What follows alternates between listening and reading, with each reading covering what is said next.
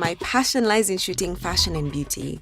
How I got into fashion and beauty was my older sister is a fashion designer. So when we were younger, she had this stack of Vogue magazines that was from like the floor to the ceiling. She just loved Vogue. And about the same time, I picked up photography. And so Vogue was my only reference point for what I thought great images were. I wanted to make pictures like the ones I saw in Vogue. And so the more I shot, the more I focused on people. And then I realized, actually, maybe I don't quite really love showing legs. Maybe I like showing faces only. And so the more I shot, the more I realized I want to get closer and closer and closer to people's faces. And that's kind of how I ended up in fashion and beauty. I think every artist's vision has to do with the environment, but another big part of it is also who they are. I always had all this art inside of me, is what I like to say, and it was dying to come out. And I think once I found my voice in photography, it was all rushing out at once, and it was, push the boundaries, go as far as you can, as quickly as possible in your art. I do believe pictures are a very powerful communication tool. So I want people to look at an image once and just be like, wow, rather than having to look at it several times to understand its meaning. At some point in my journey as a photographer, I realized, why am I telling the stories of other people? Why can't I start telling the story of my people and what I think is beautiful? We look at all these foreign magazines to tell us what beauty looks like. There's so many things that would have to change to attain their standard of beauty. And I realized I need to start celebrating the beauty of my people.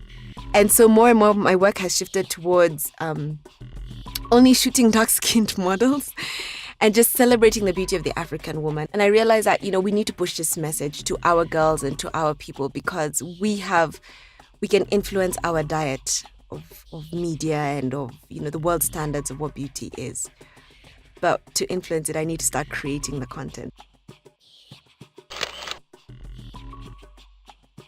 I think the current Afrocentric, if I can call it that, movement it's amazing, because it means we're beginning to question what we were always told is beauty or is normal or is good. I think it began as a trend, but I think that's where creatives come in. And if we adopt this Afrocentric kind of worldview as our own, art really does influence culture. Art can push culture to do things it normally wouldn't. If we're all continually pushing this message, I think we're slowly helping it move from a trend to something that will last and a reality. I would love to become known as the woman who photographs dark-skinned people best.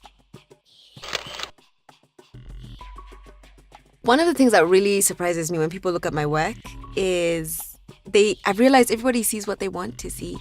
Everybody translates your pictures into their own struggles and their own journey. If my images allow them to process what they're struggling with by themselves, then I'm happy. As long as they're processing and they're thinking, I'm happy. One of my favorite projects was the series I did called Camel, where I blended a model with a background. And for me, it hit all the spots of what makes Thandiwe Thandiwe. It had a dark-skinned model, it had bright colors, and it had patterns. And the Camel series was just it was well received, which is always encouraging for an artist. When I was starting out, I wish somebody would have told me, be patient. It's going to take a long time. You're going to have to fight for your place in the art world. But there's an element of art that's business. And so that's what makes it hard for creatives. And so be patient. It's going to take time, but you can do it.